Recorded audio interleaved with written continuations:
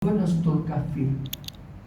Qul hal nunabbi'ukum bil akhsarina a'mala alladzina dhalla sa'yuhum fil hayati dunya wa hum yahsabuna annahum yuhsinuna sun'a. Orang yang rugi dalam kehidupan mereka. Sebab itu orang yang buat benda sesat dalam hidup mereka, dia kata buat yang terbaik. Oh, itu dia, terpedaya dalam hidup mereka. Masya Allah. Baik, tuan-tuan sekalian, lagi Allah sebut Quran, bal tu'thiruna al-hayata dunya wal akhiratu khairun wa abqa. Ramai di antara kamu yang mementingkan hidup dunia, majoriti kejar dunia. So akhirat itu lebih baik dan lebih kekal. Yang kejar dunia, tak yang akhirat itu terpedaya lah tu. Terpedaya lah tu. Dan Allah sebut yang sama dengan ini lebih kurang. Allah kata apa? Wa qalilun min ibadiyas syakur. Sikit saja hambaku yang bersyukur, yang terima kasih Allah Ta'ala ni, yang guna nikmat sebenarnya itu sikit. Ramai kufur nikmat Allah Subhanahu wa Ta'ala. Baik, kemudian Allah sebut juga tentang supaya kita betul, Masya Allah, wa ma umiru illa liya'budullaha mukhlishina lahuddin. Tidak diperintahkan mereka melainkan supaya mereka ikhlas dalam beragama lillahi ta'ala. Ini kadang-kadang kita terjerumus dengan ego kita, dengan sombong kita, dengan jahil kita. Kita tak buat sebab ni ikut piawaian Allah Subhanahu wa ta'ala. Lagi terpedaya siapa? Ni ramailah orang puasa tak semayang. Semayang tiang agama. Bila tak semayang, kita runtuhkan agama. Runtuh agama macam tiang. Bila tak ada tiang, tak adalah rumah. Nak tak TV, almari, meja, macam mana rumah tak ada. Itulah orang ni jenis ramai jenis gambar itu. Tak semayang tapi puasa, sia-sia puasa itu. Baik, tuan-tuan sekalian, ada satu hadis yang disebut 3 golongan masuk neraka besok, jenis terpedaya lah. Nabi tanya dia, apa amalan kamu, apa dunia dulu? Masya Allah. Orang tu kata, aku habiskan harta benda aku, tolong fakir miskin, buat zakat, buat itu, segala-galanya, buat masjid, macam-macam. Allah Nabi kata apa? Kau buat itu senang untuk dipuji, kamu dermawan, baik hati dan sebagainya. Dan manusia dah puji kamu dah sebab kamu baik. Tapi kamu buat bukan untuk kepada Allah Ta'ala, tetapi nak adakan pujian dan sanjungan. Minta manusia, makin masuk neraka. Yang ada harta tapi tidak kena Allah Subhanahu Wa Ta'ala. Yang kedua, orang menuntut ilmu, nak tunjuk hebat. Belajar ilmu bukan kerana Allah Ta'ala, tapi nak tunjuk hebat di kalangan orang alim yang lain dan sebagainya begitu. Nah, itu tak betul. Yang ketiga, orang yang mati pergi perang sebab nak dikata sebagai orang berani pun masuk neraka juga. Ni orang jenis yang berdaya, Masya Allah. Dan tuan-tuan, kalau masih ingat, ada satu hadis disebut kitab Riyadhus Shalihin. Ada seorang perempuan itu bila bangun pagi, dia sibuk mengacau, mengganggu mulut ni, mengata jiran-jiran yang lain. Tolong komplain Rasulullah tentang jiran ni, yang mulut leza ni. Nabi kata dia akan masuk neraka walaupun dia puasa sunat, puasa wajib, semayang sunat, tahajud malam semacam, tapi mulut ni tak jaga, terpedaya dengan hidupnya macam tu. Bermakna dia sebenarnya ibadat yang tidak menghadang dia untuk buat dosa macam tu. Masya Allah. Tuan-tuan sekalian, dan kita selalu dengar berapa ramai orang berpuasa tapi dapat lapar dan dahaga saja. Berapa ramai baca Quran lanak dia. Dan ada juga orang yang bangun tahajud malam, dia letih, mengantuk, tapi Allah tak bagi dia pahala sebab terpedaya dengan amalan yang begitu. Masya Allah. Baik, tuan-tuan, kenapa orang tertipu, terpedaya, ghurur? Kenapa? Pertama, dia ikut hawa nafsu. Kedua, dia tak ada ilmu. Ketiga, dorongan syaitan. Baik, tuan-tuan sekalian, antaranya Antara nak sebutkan orang yang jenis macam ni contoh, kenapa ikut hawa nafsu? Buat sesuatu dia suka sama orang puji. Nak orang puji, orang sanjung dia, nafsu dia tahu kadang-kadang tu dosa, tapi nak juga cerita pada orang lain yang dia baik hati dan sebagainya. Masya Allah. Kemudian tuan-tuan sekalian, dia tak ada ilmu. Dia tak ada ilmu ni, dia banyaklah jadi terpesong hidup dia dan sebagainya. Wallah alam tuan-tuan, mungkin saja cerita tak ingatlah, tapi nak ulang balik lah cerita ni. Kira-kira 20 tahun dulu lah, kami sekeluarga pergi ziarah kubur Air Raya Haji kedua di Kelantan ya. Ayah tu ada, semua ada. Ada seorang tu tengah duduk bersih kubur lah, meja rumput, landau semua. Kemudian lepas tu dia sudah datang jumpa kita orang kat rumah, kat pondok Batapan Wakaf.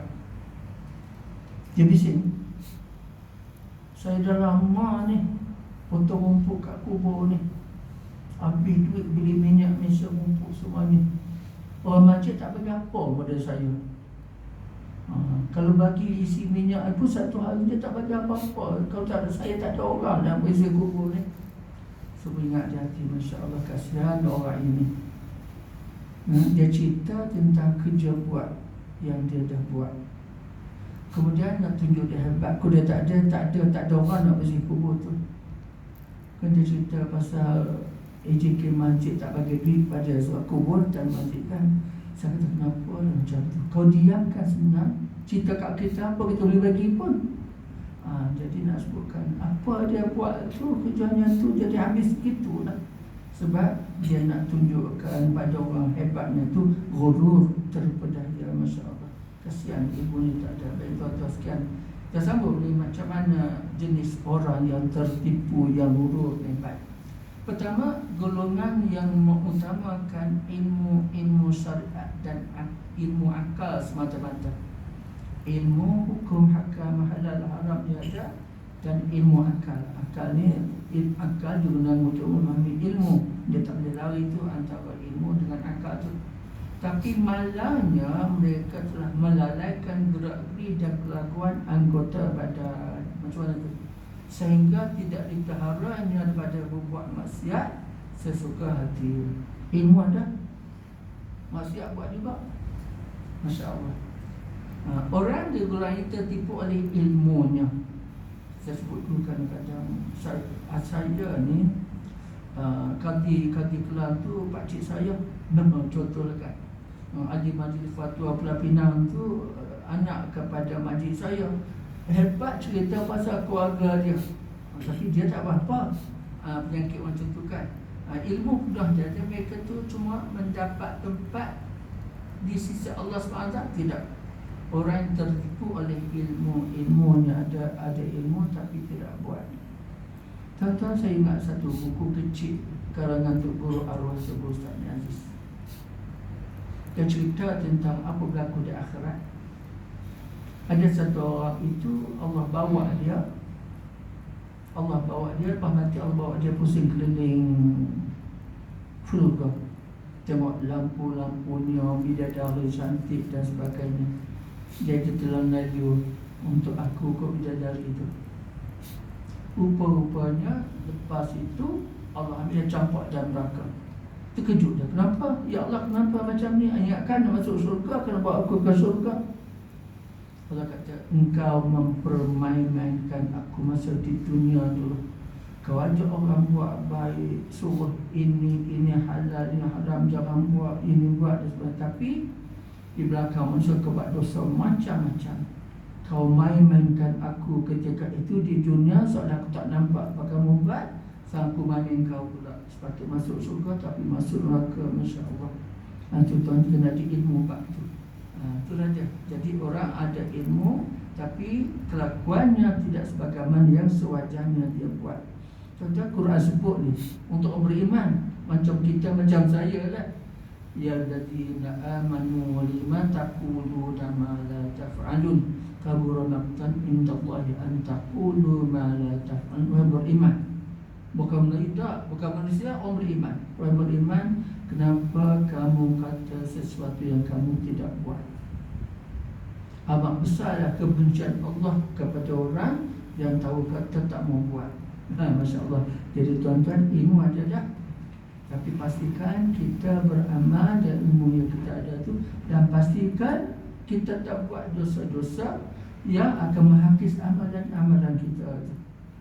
Jadi pastikan jangan macam kita sebut ni lah, ilmu ada tapi tak jaga hati, buat benda-benda tak senonoh dan sebagainya.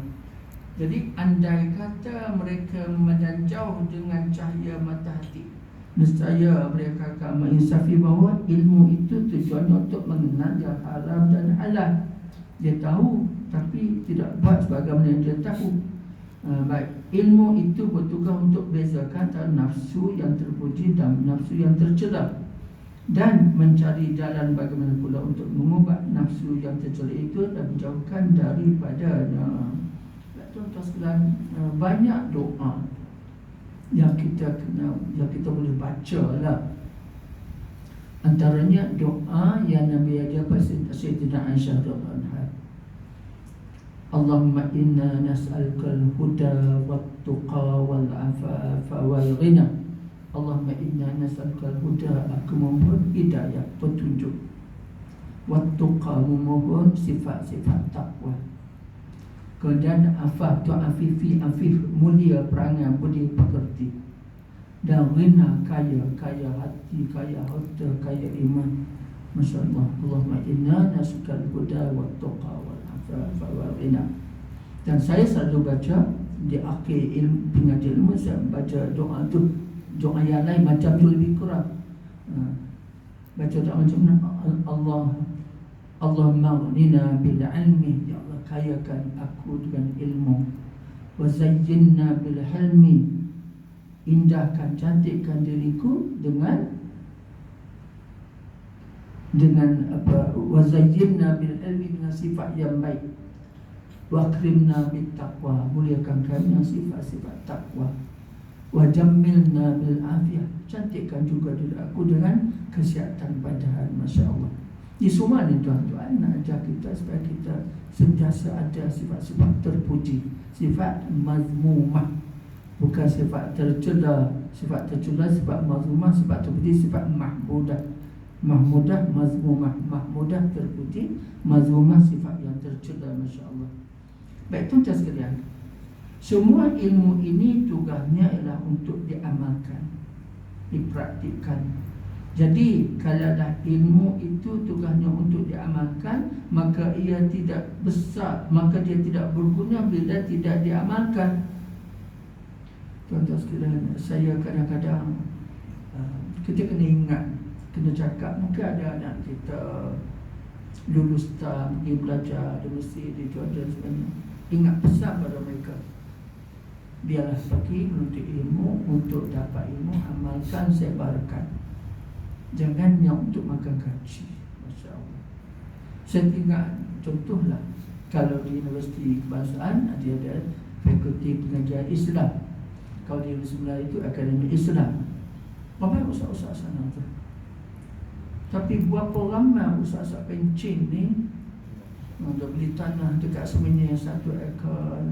Petang-petang relax lah dia, tengok kebun mangga dia dan sebagainya. Sedangkan jiran-jiran dia orang tu ada yang tak tahu semayang, tak boleh baca Quran sebagainya. Buat apa lepas kerja ustaz-ustaz tu, Profesor Mahdia macam-macam. Jadi apa nawaitu dia masa belajar kat Mesir 30 tahun dulu dan sebagainya, tak ambil Quran ini. Tu bimbang. Nawaitu macam mana, mungkin dapat nanti dapat jawatan sekiranya. Buat jangan. Pastikan nawaitu itu kena betul lah. Baik.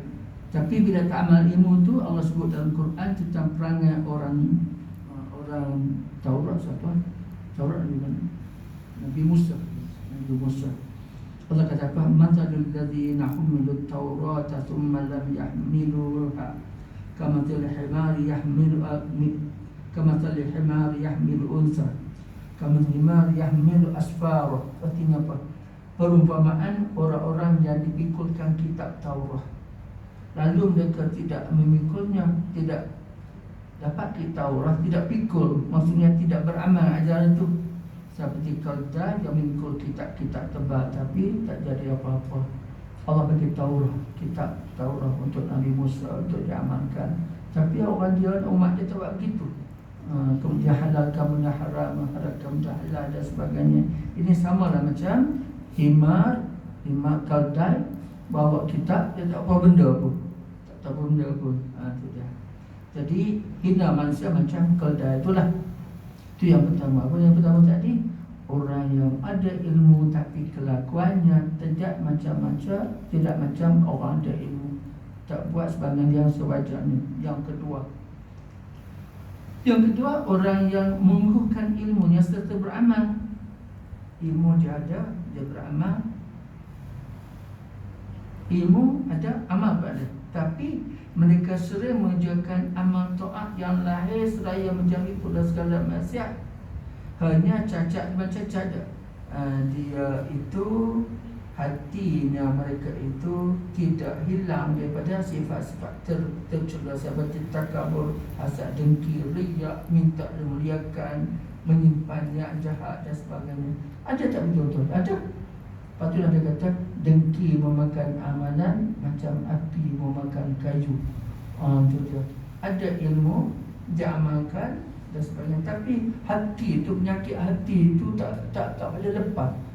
Dengan sombong aku dan sebagainya. Dan Quran kata innallaha la yuhibbu man kana mukhtalan fakhura. Allah benci orang sombong dan megah-megah. Ilmu ada, dia amal, tapi sifat-sifat mazmumah hati itu tak ada pada dia. Maksudnya orang yang ada ilmu, dia amal, tapi masih ada karat-karat daki pada diri dia tu, ada menyimpan niat jahat, takabur dan sebagainya. Tuan-tuan, saya sebutkan ni, dia sebenarnya nak sebutkan iblis itu sebenarnya alim tu, tapi takabur. Kenapa dia jahat? Sebab dia tak sujud pada Adam. Pasal hebat, Adam jadi pada tanah, aku jadi pada api. Siapa mulia tanah ke api? Dia fikir gitu. Ilmu ada, tapi itulah dia penyakit syaitan pada iblis. Mudah-mudahan kita tak ada sifat itulah. Dulu dah sebelum saya datang ke Selangor, selalu pergi ke dengan Mufti Kelantan, Tuan Haji Makno Haji Ibrahim. Dia hebat. Sultan sudah jadi mufti, dia tak mau. Tak apa tuanku, saya boleh jadi menteri, batik boleh, tapi bulan puasa petang tak mau datang jabat. Bagi syarat-syarat begitu. Ada satu lepas sekarang saya ingat, dia mengajar di rumah dia kat Penyamban. Dia kata apa?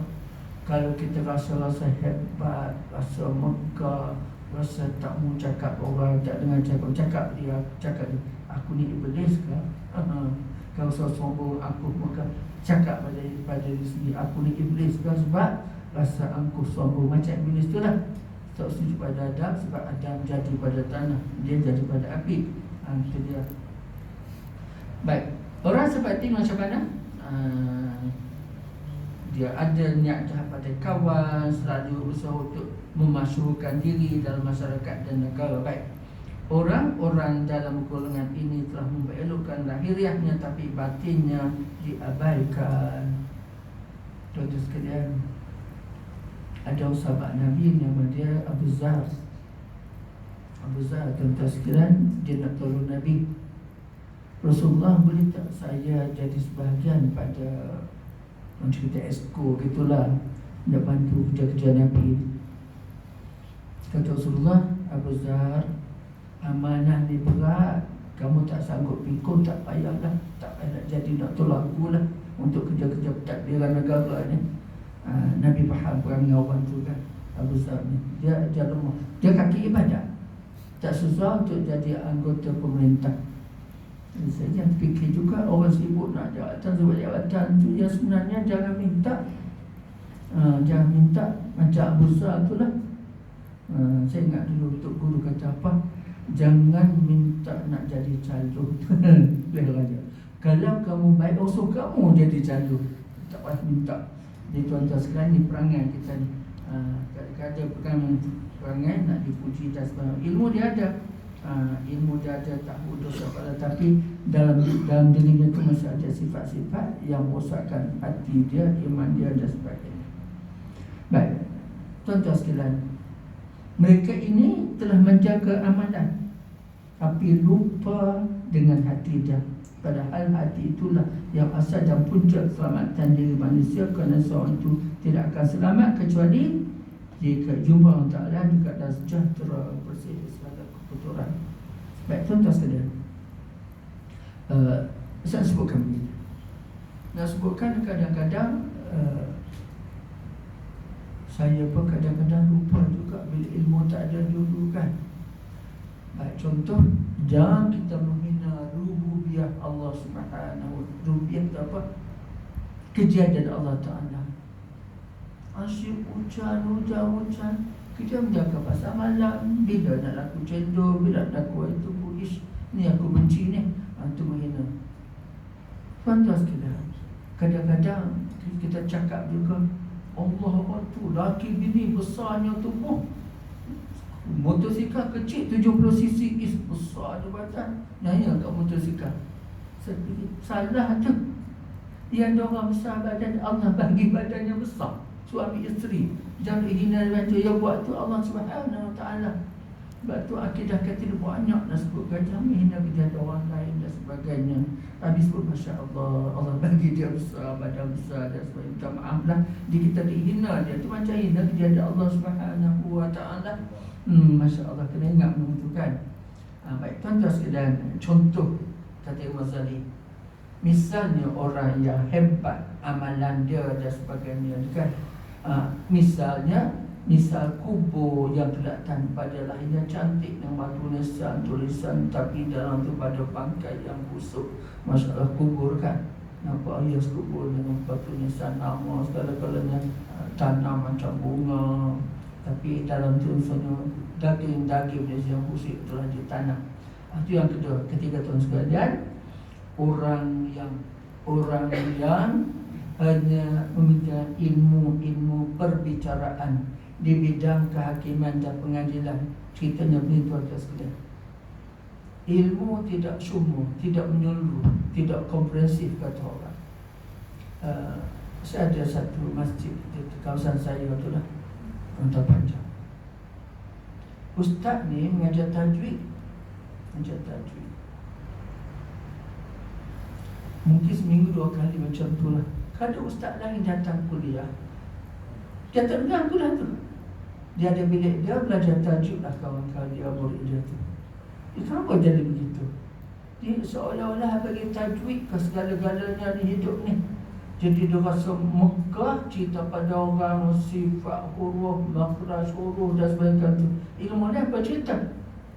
Sebab tu tuan-tuan sekalian, janganlah kita semata-mata hebat dengan ilmu kita. Sekarang belajar tajwid dulu, kita selama tajwid. Sedang tajwid untuk membetulkan bacaan, dia bukan petunjuk. Sepatut petunjuk dia ambil baca, tafsir, ambil pengajaran dan sebagainya. Contoh Allah kata apa? Wa'ashiruhunna bil ma'ruf. Bergaul isteri secara baik. Kamu faham ke tidak? Asyik belajar tajwid, sedangkan Quran tu petunjuk Allah Ta'ala tak beritahu. Ini tuan-tuan, orang yang belajar sebahagian pada ilmu, ambil sebahagian yang lain, Masya Allah. Jadi oleh itu mungkin sekali mereka itu mensia-siakan amalan lahiriah dan batiniah pula. Mereka tak ambil buat tentang gerak-gerik anggota badan. Ceritanya cuma belajar sekerat-sekerat tentang ilmu ni, tapi tak ambil yang lain, seolah-olah tak faham adab, akhlak, tingkah laku dan sebagainya. Tak pandai melihara lidah dan mengumpat dan mencaci orang, ataupun tak tahu jaga perut, apa makan dan sebagainya. Tidak ada masa untuk menyingkirkan hati pada sifat-sifat takbur, hasad, riak dan sifat-sifat lain yang membinasakan diri. Orang ini lebih dahsyat lagi keadaannya sebab mereka tertipu di satu sudut, dan di sudut yang lain sebab ilmu pertama dia tidak menyeluruh. Sebab itu tuan-tuan sekalian, biarlah kita ada ilmu segala-galanya, faham, boleh beramal ilmu yang ada pada kita.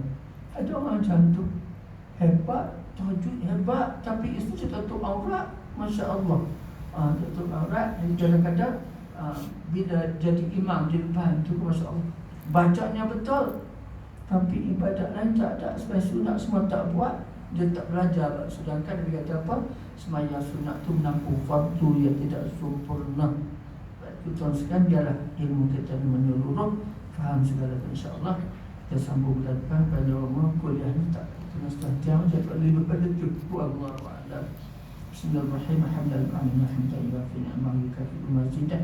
Ya Rabbana lakal hamdu kama yanbaghi li jalali wajhika wa 'azimi sultanik. Wassalatu wassalamu ala sayyidina Muhammad wa alihi ajma'in. Allahumma inna nas'aluka al-huda wat-tuqa wal-'afafa wal-ghina. Allahumma ihdina as-siratal mustaqim, as-siratal ladzina an'amta 'alaihim minan nabiyyin was-siddiqin wasyuhada'i was-shalihin. Allahumma aghnina bil-'ilmi wa zayyinna bil-hilmi wa akrimna bit-taqwa wa jamilna bil-'afiyah. Rabbana atina fid dunya hasanah wa fil akhirati hasanatan wa qina adzabannar. Wa sallallahu ala sayyidina Muhammad wa ala alihi wa sahbihi ajma'in. Alhamdulillah alamin. Subhanallah wa bihamdika asyhadu an la ilaha illa anta astaghfiruka. Bismillahirrahmanirrahim. Wal 'asr innal insana lafi khusrin illa alladziina aamanu wa tawassaw bil haqq wa tawassaw bis sabr. Sadaqallahul 'azim. Assalamualaikum warahmatullahi wabarakatuh.